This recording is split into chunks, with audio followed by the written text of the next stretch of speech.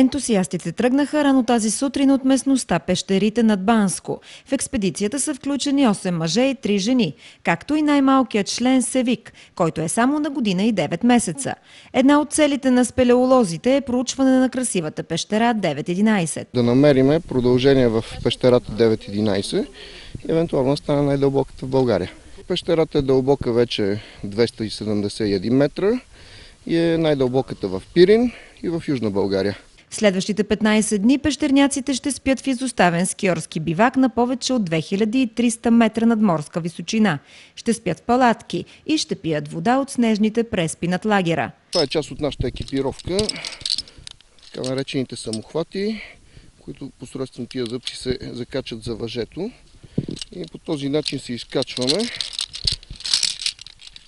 Това е рапелно съоръжение, наречено десондьор, през което въжето минава и плъзгайки се плавно, ние успяваме да слизаме в дълбочина. Експедицията ще приключи на 8 септември. За BTV новините Ирина Жерева.